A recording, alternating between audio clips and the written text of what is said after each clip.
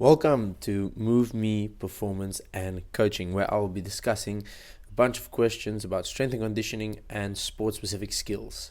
Today's question is the top exercises for speed, getting faster. It is probably the question that I get asked the most by all my athletes that I coach, and it's probably the question that most coaches get asked as well. Whilst many people might disagree, I think it is a very simple answer to give.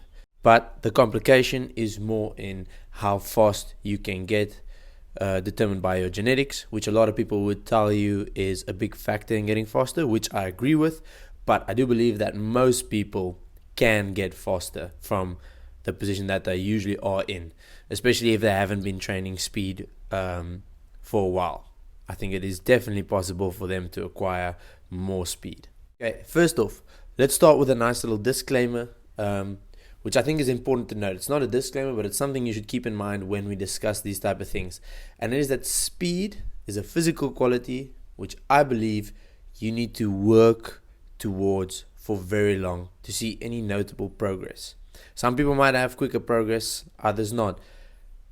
Nevertheless, if you want to see decent progress in your speed, you need to chase it extensively.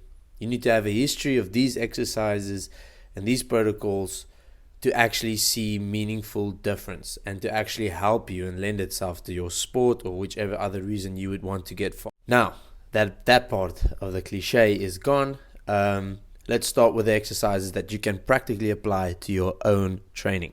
When we start, I think the first thing you need to be able to do, or that you need to be doing in your training when trying to get faster, is sprinting. Who could have guessed? You need to run fast to get faster. This is probably a non-negotiable in any training for speed. If you have any program for speed and there's not sprinting in it, you can almost guarantee you probably won't get faster. Sprinting needs to be done a lot. Different types of sprinting is fine. So longer distances, shorter distances, but you need to sprint. At this stage, I'm sprinting probably twice a week, sometimes even 3 or 4. But dedicated sprinting sessions is never less than 2 times per week. Maybe in season, if it's really tough for me because I play rugby, my body might be really sore, I maybe slash it down to 1, but that's very rare. In most cases, it's minimum 2 times per week. And this has probably been going on for the last 3 to 4 years already. Apart from times I've been injured, it's never really varied from that. That's the type of consistency that you need with the sprint training. But anyhow, let's get more specific. So with sprinting, what you need is you need different types of sprinting. The basic 20-meter sprints. I have 2 days of sprinting in a week. One is more of a shorter, more acceleration based, and one is more of a longer distance sprints. For shorter distances, what I like to utilize is hill sprints on the road, on a field. A hill is really versatile. It's really nice. It's a bit variety as well from a normal sprint, and I really like it for acceleration. Another one is just plain old sled sprints. If you don't have a sled, you can do like I do and just take a good old school tire, which works just as nice for more sled-based sprints. Another thing is sprinting with someone. I really like this because sprinting with someone lends itself to the intent of the sprints, which should be 100% at all times. You should be able to run full out each sprint. So before each sprint, you need to be rested. Good rule of thumb, keep in mind this is a rule of thumb and it's not always that. Don't be too over meticulous about this, but you need to rest fully. I more or less rest about 30 seconds for every 10 meters that I sprint. When it gets to about 60 meters, for me it's sometimes too long to rest that long, and that's quite understandable. So I just take a bit less of the time, but I do rest a lot still. More than most people do, because I've seen a lot of people, the biggest problem with their sprinting sessions is that they turn it into a fitness session. You need all your reps in the sprinting to be at 100%, or just miss it by a bit is probably fine as well, but you need to do them at 100% if you wanted to have meaningful speed gains. About intent, why intent is so important is because you need to be able to give 100%. So that is where rest comes in. That is also where sprinting with someone is really nice, because especially if the person is the same speed as you, you really push yourself hard. Sometimes sprinting alone can be a bit hard to push yourself really fast in a race. Whereas if you're just with someone else and they're more or less the same speed of you, or maybe even better, a bit faster than you, you push yourself that bit harder, which is always nice. Those are a few sprinting stuff you can do. Let's go on to the next one. The next one is strength training. This is a pretty basic one, but there's a few details that we need to understand and that we need to apply when doing strength training. When I talk about strength training, I'm talking about training, first of all, heavy, and I'm talking about training fast. You don't always have to train fast. I think the intent should just be to lift the weight when it's heavy. You will probably achieve what you need to achieve, but sometimes you can always get fancy, which I will explain a bit later. Strength training for the lower body, I usually use any squat variation, which is a barbell back squat, a front squat, a zercher squat. Any different type of squat could work, but these are just the basics and they work. Deadlift, rack pull, RDL, any of those deadlifts can always work as well. Build the capacity to be able to produce more force, and we also need to build the capacity to run at these high speeds. This is also training your muscles at length, like the hamstring. Decrease the chance of getting a hamstring strain while running at these high speeds.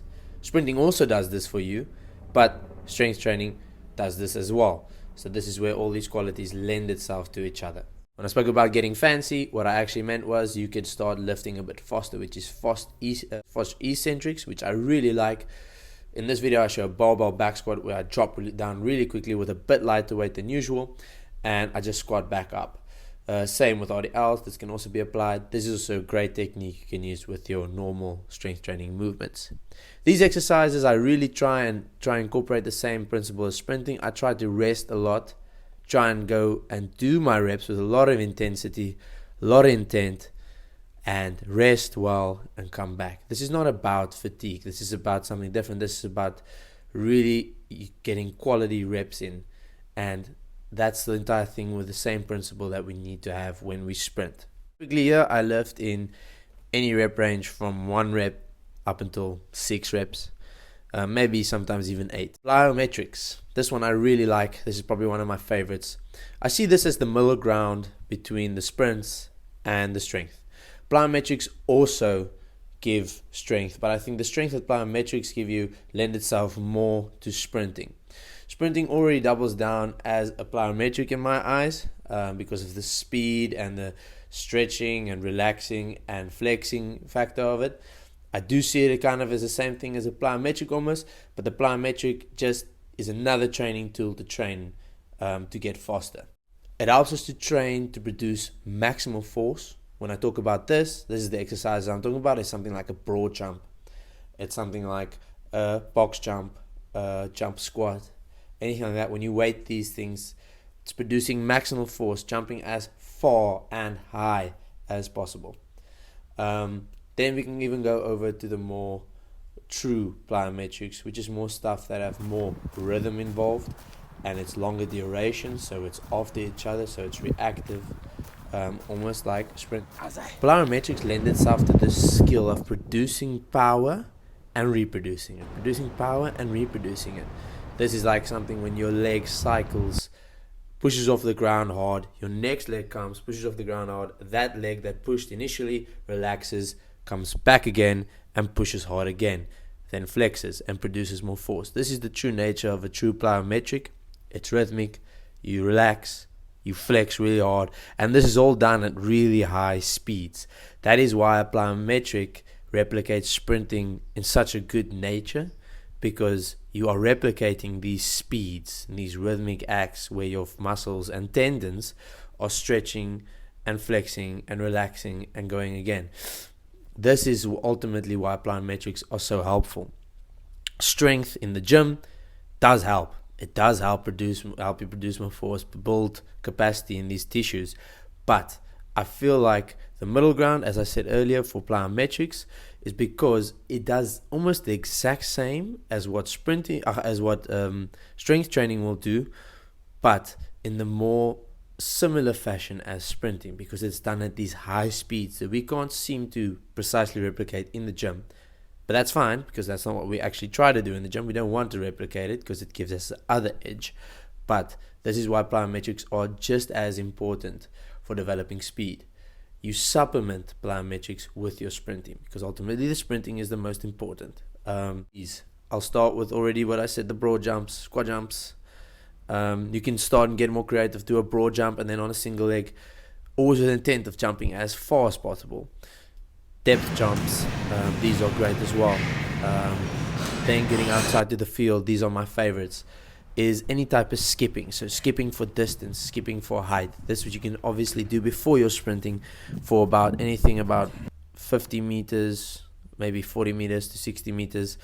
Do them extensively. Other exercises which I really like, is a bit more intense, is bounding off of a sprint. So you kind of accelerate and jump up and immediately bound 2 times on one leg, switch to the other leg, 2 times on that leg. You already have a lot of momentum taking you there. It's a real tough one as well. Then going over to pogo jumps, going forward in pogo jumps, sideways, backwards. Any of these could help. These are great exercises, all exercises you can utilize in your training program. I hope this basic overview of best exercises for getting faster helped you. Remember that if you want to get faster, you need to invest in it. It's not something you can do or achieve in a 4-week block, which a lot of people who love periodization would want you to believe. But that's a story for another time. If you like this video and you feel like it helped, please subscribe. I'll be posting more videos like this. I will try for every week.